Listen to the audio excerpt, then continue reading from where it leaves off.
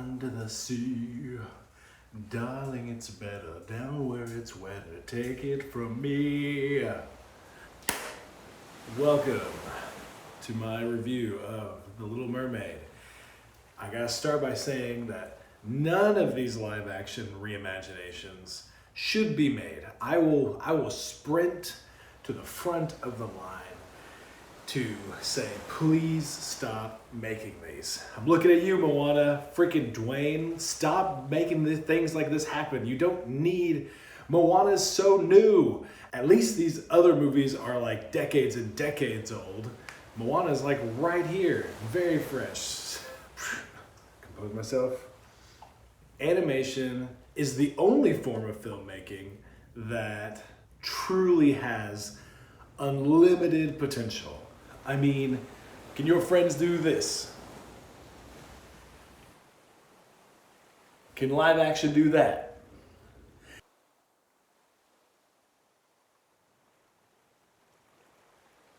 Can live action do this?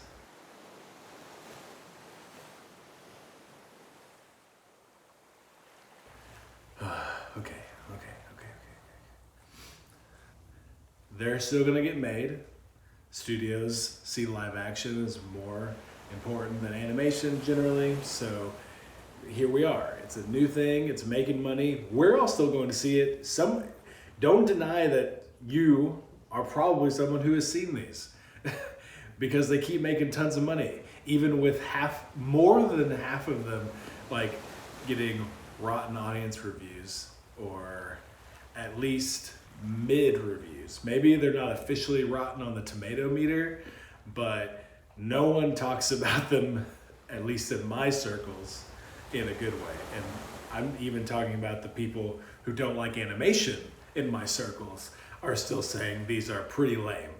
So yeah, they're still gonna get made. So we just have to take that as our bar, that's the low bar of like, should these movies get made? No. Here they are.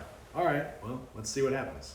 With that said, this movie is pretty great. We won't get too heretical just yet. I'll wait for the end for that. But like, let's get this out of the way. The Lion King is the worst one. Number one, they didn't add anything new. Each of these movies have added something new, a different spin, a different take, an extra piece, a little, whether it's little or big, background. Lion King didn't add anything new.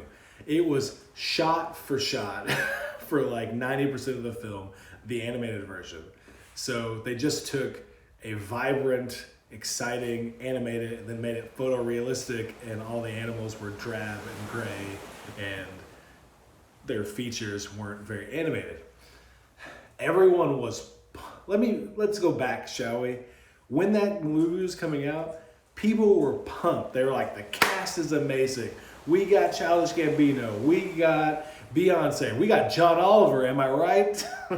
And they were like, how could they miss? Jon Favreau kicked this off with The Jungle Book, my personal favorite classic in general, and then Jon Favreau made me another great version by improving upon it by using the book. So everyone's like, this is gonna be it, but he didn't do anything. I don't know what happened. The animals in Jungle Book are slightly more animated than the ones that appeared in Lion King.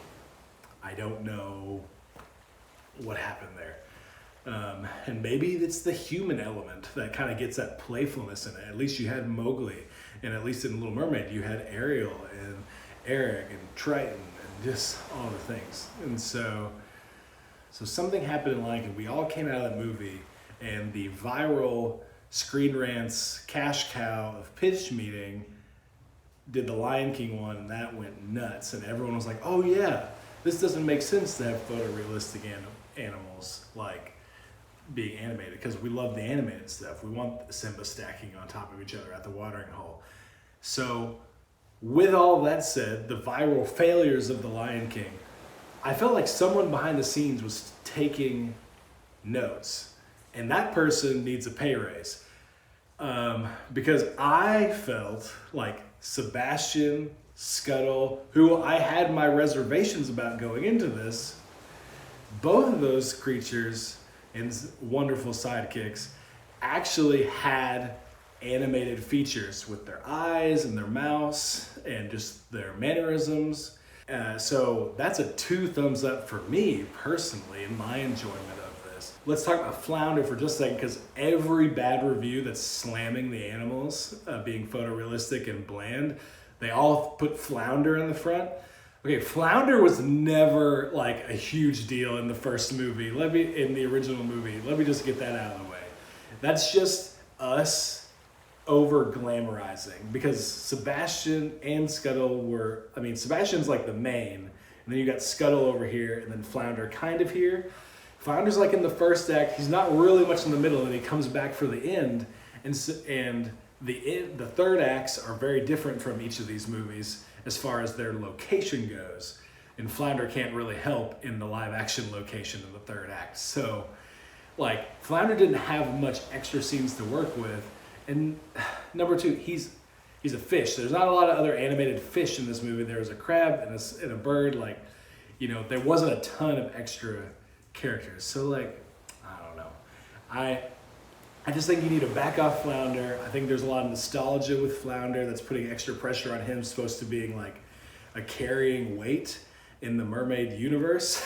And maybe he wasn't like the TV show and all of the merchandising with Flounder, but I think people have overbuilt in their minds how much Flounder is really bringing life to the original. And I mean, he's great. Love the little guppy, love him. But, you know, I think Jacob Tremblay in this movie did a great job, and I thought he was animated fine. Does he look good on a photo? No. Obviously, I'm going to choose the animated version, but we've already established I'm always going to choose the animated version first, as far as character to character goes. So, I think the animals look good in this. I think the Under the Sea dance is excellent. I love that they actually used real dance team to choreograph this. And yeah, I just thought it was a blast. Let's just talk about the songs.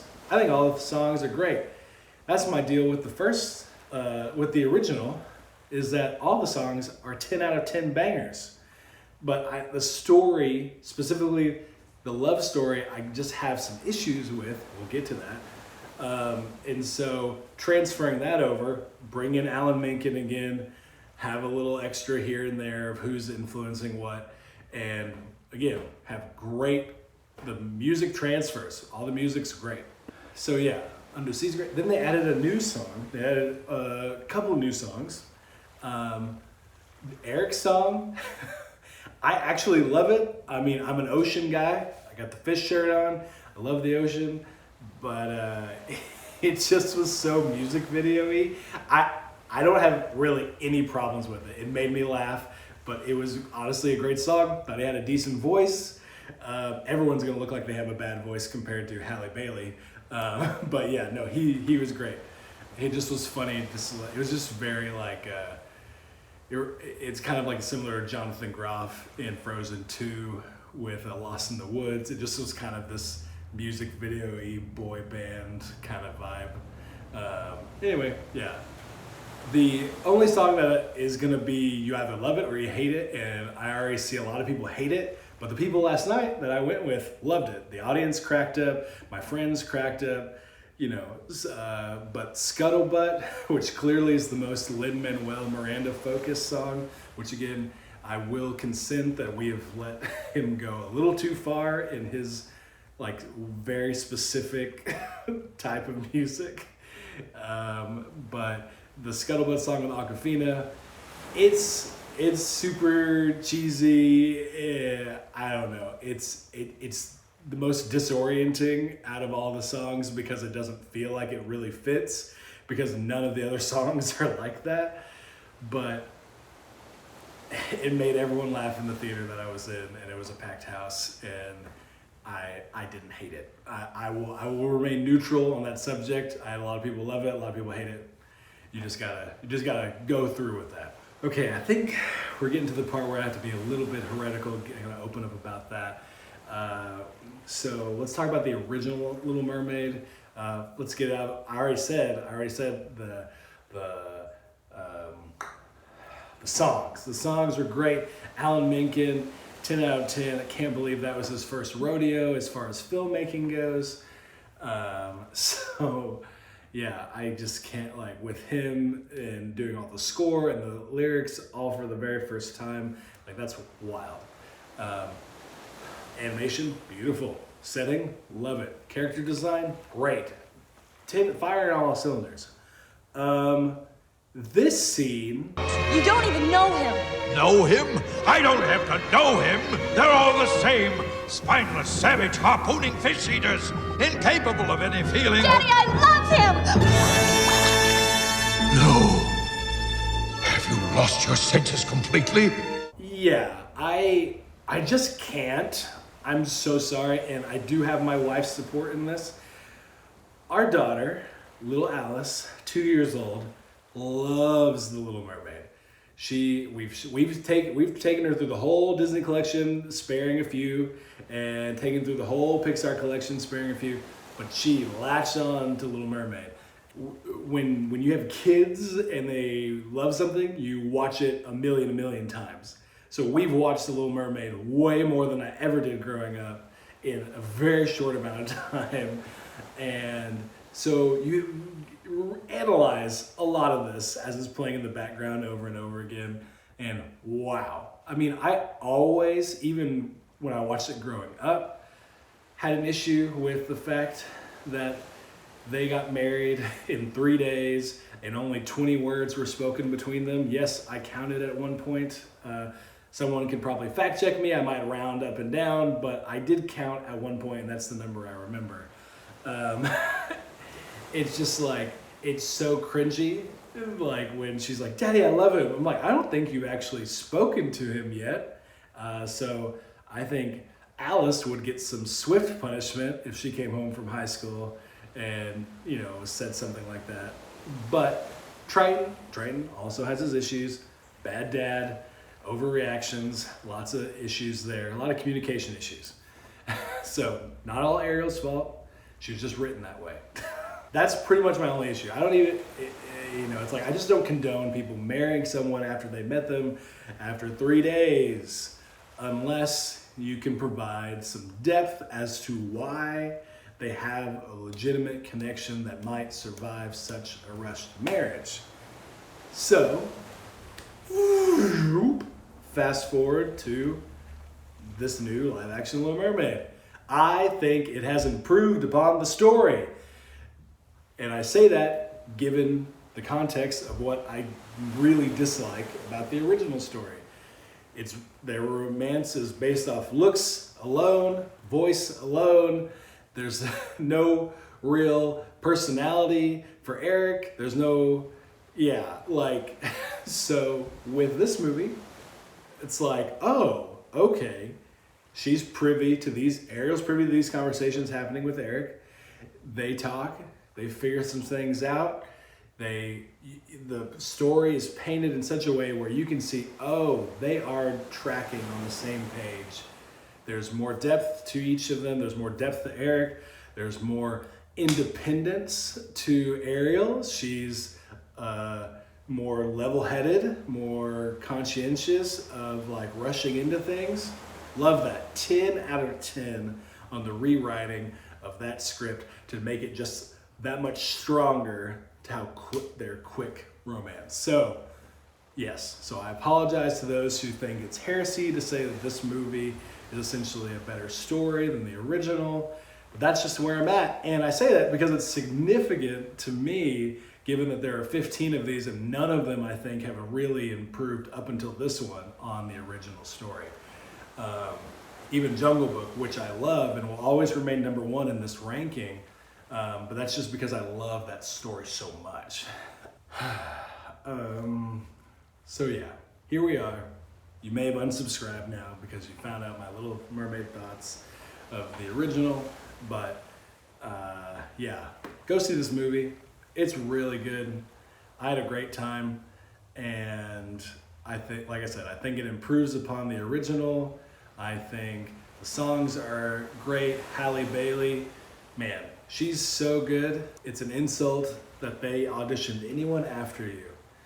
if the interviews that I've heard are correct, that I'm understanding, she was the very first person to interview as Ariel, audition as Ariel. They said acting or singing. They gave her singing, or she said, I'll sing. She closed her eyes, sang Part of Your World, opened her eyes, everyone's crying, then just said, all right, see you later. And 2 months go by, and then she receives a call after she's basically forgot that she even did the audition. And they tested like 100 to 200 girls after that. That is an insult to all the other girls. One, for wasting their time, but it's the biggest insult to Halle Bailey because she's clearly the perfect choice for this role. Also, Team Grimsby, love Grimsby. That was a nice, again, fleshing out characters from the original. I love his like pushing and kind of just a little meddling here and there. It's great. Love the Jodie Benson cameo. Watch out for that. It's in the marketplace. Keep your eyes out. A little dingle hopper action. So with all that positivity going for this this version, here's some nitpicky things throw out there for you just to show that I'm not just gushing and gushing. King Triton and the daughters don't really make sense. If you really pull away that string, it's like they just talk about one mom, but then every daughter looks completely different. Doesn't look like they could be from those two DNA wise. Don't know how mermaids have kids, but we unraveled that with the people I was carpooling with. And the best theory I can come up with, and I haven't done any research on the interwebs about this, so this came from his brain, that the mom is the ocean and humans are killing her by pollution and yada, yada, yada. So that is from Scott, my buddy Scott Ingram. So shout out to Scott, thank you for that. But yeah, I think that makes sense to me. I think that makes the most sense, because otherwise it just kind of gets weird and Triton looks even worse than he does and yada, yada, yada. Here's actually my biggest nitpick though. In Part of Your World, as she's starting to talk about all her gadgets and gizmos aplenty, she says, thingamabobs, opens a little chest of pocket watches. She picks a pocket watch up and then is versing along, tosses that pocket watch back into the chest, and boy howdy was gravity involved in that shot. That was her holding a real pocket watch on this earth using real gravity scenarios, and they did not do anything to make it look like it was floating underwater. And I know that's a small thing, but it drove me nuts because it just stood out like a sore thumb when you hear the clunk, and I'm just like, you have gone through painstaking details behind the scenes and while shooting this to make everything look like it's floating. Ursula's necklace, even the thing that hits Sebastian on the head, while that one shows some gravity as well, it still looks slightly better floating down than this pocket watch thing. I don't know. I just feel like with everything else that's floating in this, you couldn't CGI. I was CGIing little objects in college.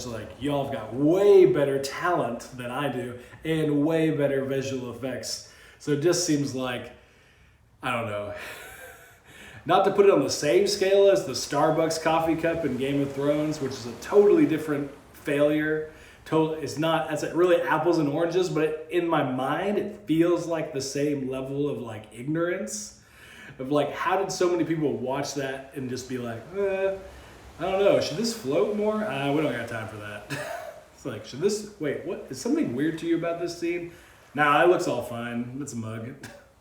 Oh yeah, Eric, why was he adopted? That's no problem with adoption, big proponent of people adopting people. But when did that actually affect the narrative at all? And I'm just talking about this movie, I'm not comparing it to anything else. I'm just he's adopted, and they make a big point about that, and then they just kind of never talk about it again. Like, doesn't come up. I don't see how it plays out.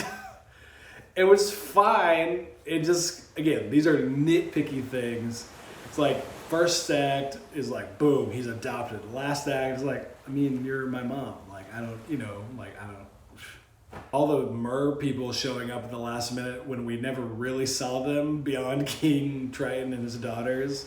Just every mer person ever just showing up. It just kind of felt like, yeah, I get what the sentiment is, but it's like we never saw them before. So it's like, yeah, go Ariel. It's like, I feel like you're just here because the king's here. Maybe, I don't know. Just weird. It was just all these like mer people at the last second. It was like, well, we're not going to film all these people underwater. That's super hard. Let's only do like, a dozen, let alone then we'll show 30 at the end. And so anyways, it's just kind of silly. But like I said, this is still the best one they've made. Honestly, this is the second best movie I've seen all year, right under Guardians of the Galaxy Volume 3.